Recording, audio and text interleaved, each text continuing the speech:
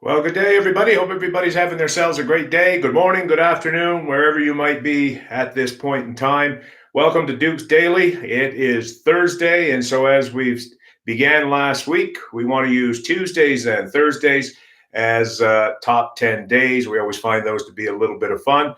And top 10 are obviously objectionable, and they're personal feelings that we have of anything, whether it's your top 10 hockey players, top 10 baseball players, top 10 whatever, top 10 ice cream.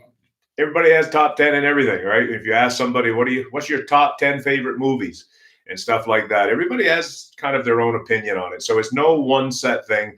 Mine doesn't mean it's the end all, obviously, but it's just to have a little fun and, a little break from life, just to kind of relax and enjoy what we have.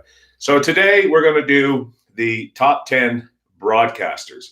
And again, this is something that can be very objectionable because we all have people that we like to listen. But the one thing we can agree on is that it's these people who make the sports that we love to watch entertaining, right? To watch on television and things like that. So, I mean, I'm 52. I've been around a little bit. I've listened to a lot of sports. A couple of the names, one in particular, you're probably not going to probably remember unless you're a diehard Canadian sports fan. You'll probably remember this. It would be more back when I was a kid and things, but we'll get to him in a second. So anyway, we're going to start off at number 10. And to me personally, this is a guy that just needs to be on any top 10 list. Doesn't necessarily mean he's the greatest of all time, but he was just a guy he could be controversial, but he was definitely a black and white guy. You either loved him or you hated him. And his name is Howard Cosell. Now, some people may not, if you're younger and watching this, you may not have remembered Howard Cosell. Howard was notorious or very famous for being a very good boxing commentator. Obviously, he had a deep connection with the late, great Muhammad Ali back when Ali was world champion. And as we know with Ali, he goes down as one of the greats, if not greatest fighter of all time. Cosell as well. He did a number of, he did football, Monday Night Football, did Monday Night Baseball, the World Series a lot for ABC. That's generally who he was connected with over the course of his career was ABC. And Howard, he was a guy that loved the New York Yankees. You knew that connection with the Yankees. Whenever he did the World Series, and the Yankees were in it back in the 70s, I recall the 2 World Series against the Dodgers. Howard had done at least one of them. I'm pretty sure he didn't do both, but I think he did do one. And Howard's just that kind of guy. And if you didn't like the Yankees, he certainly tacked onto that. Number 9 is the name that I was just talking about. And to me, this guy here, Pat Marsden.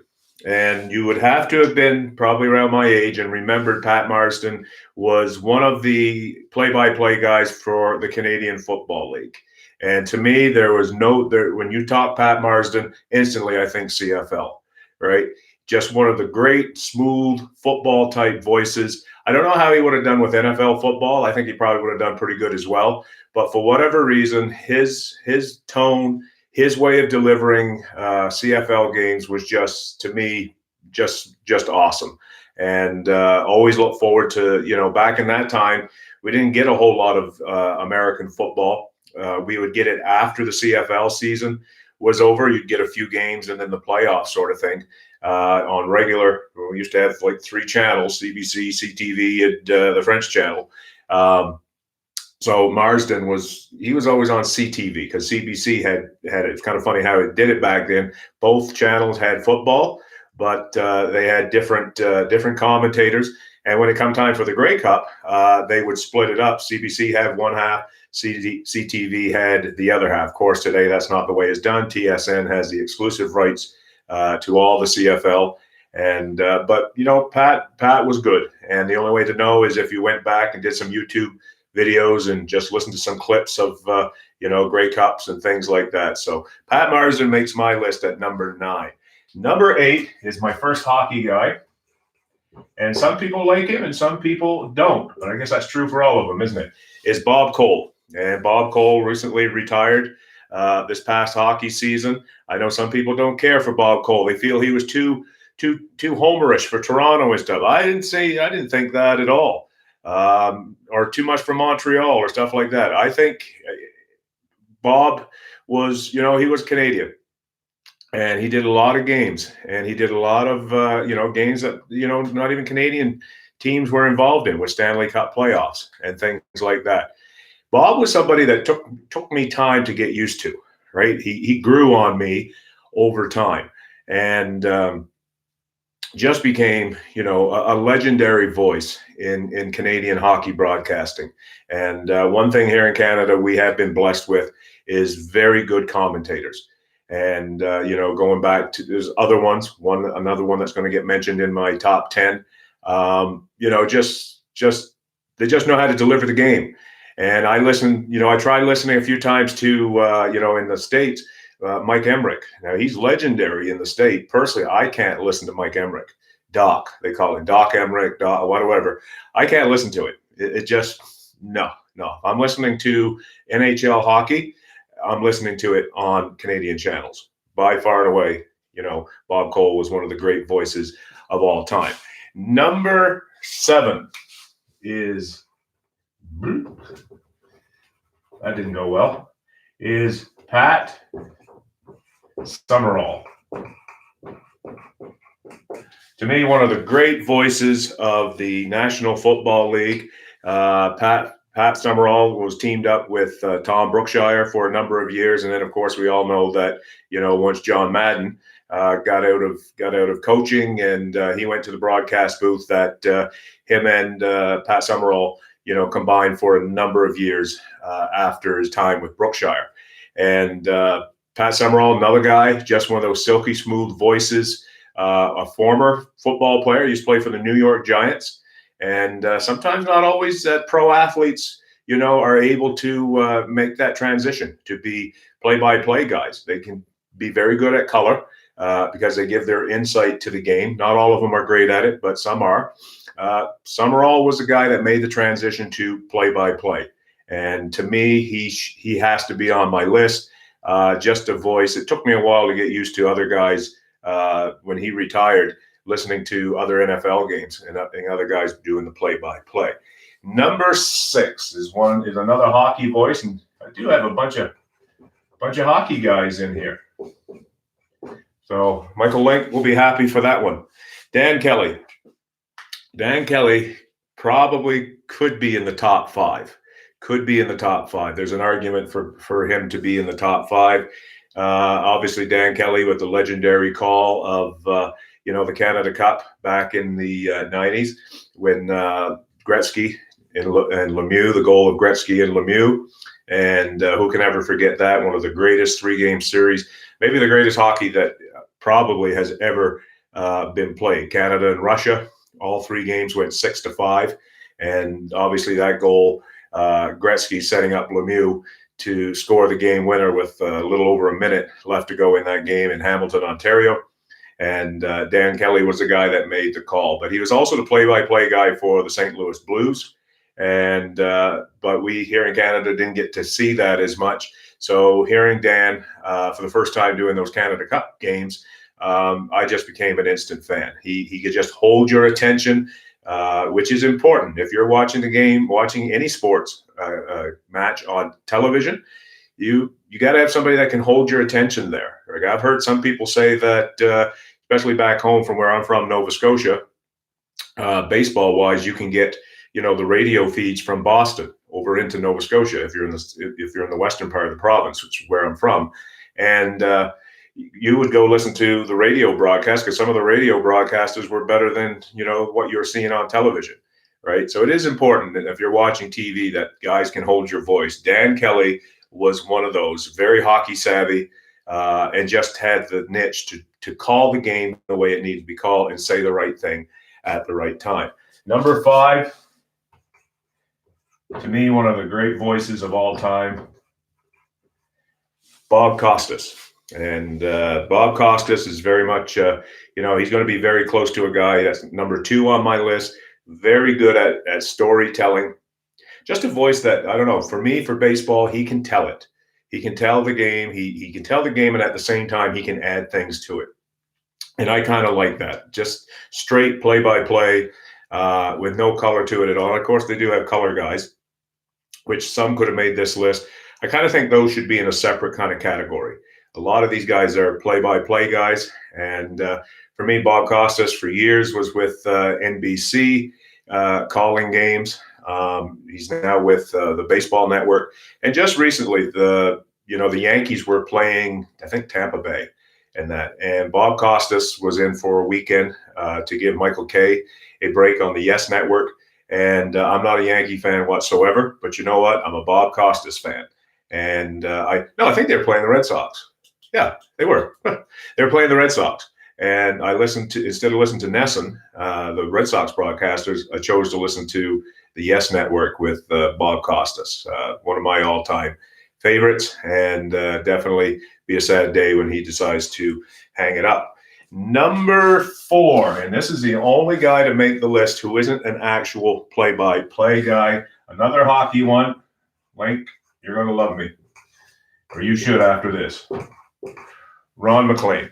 And to me, there is nobody, and I mean nobody in any sport, that sets the tone for a broadcast better than Ron MacLean. It was mind-boggling when CBC, or it was Rogers, who felt they needed to go in a different direction and thought that George Stroumboulopoulos was going to be the answer. Well, there was an outcry right from the beginning when he was released. Ron was released, and once Stroumboulopoulos proved that he couldn't do it, Ron was, Ron he knew how many people cared for him. He had a very more diminished role with the Rogers platform, but the numbers suffered. And you know what? To Rogers, it's all about the bottom line. It's about the dollar. And they quickly realized after 2 years of Stroumboulopoulos, this wasn't going to work. And so Ron came back into the chair of the host chair. And I think all of Canada was, you can do what you want to do politically in this country, but don't mess with the hockey. Don't mess with the hockey broadcast, because this guy, this guy is the best in the business. Definitely in hockey, and I've yet to see anybody who can set the tone. Ron MacLean is one of the few guys who can, when big games are being played, can kind of give you that goosebump type feeling of anticipation, getting psyched up for the game. So Ron MacLean, number 4. Number 3 is a good old Nova Scotian boy. He's got to be on my list because when I was a Montreal Canadian fan years ago, Danny Gallivan. I mean, nobody could call a hockey game like Danny Gallivan. And yes, Danny Gallivan was a homer. And that's okay, because he was being paid by the Montreal Canadiens to do their play-by-play. And so when he was doing CBC, it was, it's kind of hard to turn it off, turn it on. So you knew when Hockey Night in Canada came on, and whoever Montreal was playing, even if they were playing Toronto on Saturday night, you could tell he was, the tone of his voice was more, leaning towards the Canadians. But Danny had a great hockey voice, excitable, come up with these different terms, the Savardian, Spinorama. There was a couple other ones that elude me right at the moment. But Danny Gallivan makes my top 10 any day of the week. They don't make broadcaster, play-by-play guys like they did years ago. Danny Gallivan, Bob Cole, Dan Kelly. Man, I tell you, and the guys coming up right now, I'm not into Houston. I'm not into Romanuk, although he's not too bad. He's kind of growing on me a little bit like Bob Cole did. Who's the other guy they have there? Can't remember right offhand. But anyway, the broadcasters they're not what they used to be. Let's just put it that way, just my opinion. Number 2, and there's an argument for this guy to be number 1, but I'll tell you the reason why he's not number 1. Vin Scully, the voice of the Los Angeles Dodgers, but also the voice for NBC, covering the World Series for a number of years. Him and Joe Garagiola who was a guy that probably, if we were doing doing the color commentators, not the play-by-play guys, Joe probably would make that top 10 list. Vin Scully, the ultimate consummate storyteller. This is a guy who could take a game, if it was a blowout, and make it interesting. You wouldn't worry about what you were watching in terms of the game. You knew the game was decided, like 14-2 or something like that. Vin Scully was a storyteller, and he was one that had one of those voices that just held your attention. We all have them. We all have those people in our lives that we listen to, and they just hold our attention. Some people think they're crap, but you know what? We just, for whatever reason, we gravitate to them, and they have a way of telling the story that appeals to us. That is Vin Scully. Very good broadcaster, knowledgeable baseball guy. I mean, he started off with the Brooklyn Dodgers, moved to Los Angeles with the Dodgers when they made that move back in the 60s, and been there. He was there ever since. And a few years ago, Vin decided to hang it up. And you know what? It was a sad day in baseball when Vin Scully decided to turn the mic off for the last time. My number one favorite broadcaster or play-by-play guy, and a lot of people don't really care, it's kind of 50-50, is Joe Buck. And we need to put Junior, Joe Buck. And no, it's not Junior. Father's name is Jack. Excuse me. Jack and Joe. Joe Buck. And a lot of people don't like Joe. I don't know. I don't get why you don't like Joe Buck as a broadcaster. The guy does football with Troy Aikman, and he does the World Series. He did it with Tim McCarver for many years. A lot of people don't like McCarver. I don't know. I always thought they did a great job. The chemistry was good. And to me, that's also important. You have to have chemistry with your play-by-play and your color guy. And Joe with Tim McCarver was just gold. Both of them, they did do, broadcast for the St. Louis Cardinals. Joe's father, Jack, was a longtime Cardinal broadcaster. He was also, a longtime broadcaster for the major networks and radio and things. And I mean, if you're talking all time, I just never have a chance to see his father or listen to his father. A lot of people say Jack Buck was really good too. I heard some of Jack's calls, but not all of them. But in my time, I like Joe Buck. I really do. I can sit down. Like this year, the Red Sox are not going to make the World Series. They're not going to make the playoffs. Whatever series Joe is doing, I'm going to be listening to it, right? World Series, I'll watch the World Series because Joe Buck is calling it. And that's how much I enjoy listening to his commentary, his play-by-play on a broadcast in that. So in trying to put this together, I did kind of make a list, some other mentions of names that came to me. There's Al Michaels. Who can remember Don Chevrier here in Canada? One thing Don was really good at, he was also good at the CFL. He was actually the CBC side of the Grey Cup, and Pat Marsden was doing the CTV aspect of it. Don Chevrier was very good at curling. And if you've never watched curling before, I mean, it's a game that it's a northern climate game. Okay, it's not something that somebody in the southern states are going to know too much about. But Don could make curling interesting and watchable, right? Back in the days when Al Hackner and Ed Wernick and all those kind of guys were curling, Don was the commentator at that time, and he could make curling very interesting. Brent Musburger is another one, basketball, football. Keith Jackson, famous voice, did a lot of college football, but also baseball on ABC. I think he also was kind of along with Howard Cosell in some form. Phil Rizzuto. Now, there's a guy, I am not, as I said, not a Yankee fan, but I'm going to tell you what, if you want to talk about somebody that's New York, Mr. New York, it's Phil Rizzuto. Longtime Yankee player. He is another guy like, who did we say? Pat Summerall. Rizzuto and Summerall kind of were similar in that they made the transition from being players to play-by-play guys. And Rizzuto just is New York. To listen to him is amazing. He truly is a New York guy. and his enthusiasm for the Yankees is second to none, and you have to respect, that fact. Dick Enberg, obviously, Jim Nantz, who is still alive. Jim Nantz, definitely really good for golf if you're a golf person that follows the golf scene. Ned Martin used to be a broadcaster for the Red Sox, so that was more of a local in the Boston area. Ned always did a great job. Marv Albert, very good for, I can remember as a kid when I was a Montreal fan, and in Nova Scotia, you could pick up the radio signal from Boston and New York.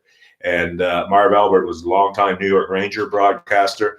And so when I knew Montreal was playing in New York, I remember, whether it was school night or not, I had my little transistor radio and just lay in your bed and tune in that signal to New York and listen to the game. And Marv Albert was usually the voice on the other end. Some other guys that kind of kick in there, Howie Meeker, Dave Hodge, longtime host. He was kind of, the Ron McLean of his era. Don Whitman, another one here in Canada. I know some of these are Canadian ones. And Dan Shulman, who does ESPN from time to time. He was, I think he still does Sunday Night Baseball. Maybe he doesn't, not now. But he did do Sunday Night Baseball. Does the Blue Jays now more and more. Actually, Dan Shulman with Buck Martinez is a pretty good combination. I actually will watch Blue Jay games when Shulman is doing it. I think he does a great job. Good Canadian boy, too. So anyhow, today that's the top 10 broadcasters. Feel free in the comments to list your top 10, the ones that you like, whether you agree with any of the picks that I have. Maybe you have your own. If so, I'd really love to know who and what they are. So if you're happening to come across this channel by accident or whatnot, thanks for tuning in. Click on the subscribe button. We do these dailies every day, and that's kind of a lead into our Sunday Night Sports Guys show that we do each week. We unfortunately, due to work schedules, we had been doing it pretty well on Sunday, especially during the football season. Now we have to kind of fluctuate because of work and things like that, but we're still maintaining the name Sunday Night Sports Guys. Maybe that changes. We're not sure. We're still kind of talking about it. Bob Montgomery. I remember Bob Montgomery. Yes, he was a color guy with Ned Martin. Michael, thank you very much. Appreciate that. So, guys, thank you so much for tuning in. Appreciate it. Appreciate all the support that everybody gives us. And we look forward to seeing you again tomorrow, Friday, for another edition of Dukes Daily. Everybody have a great day.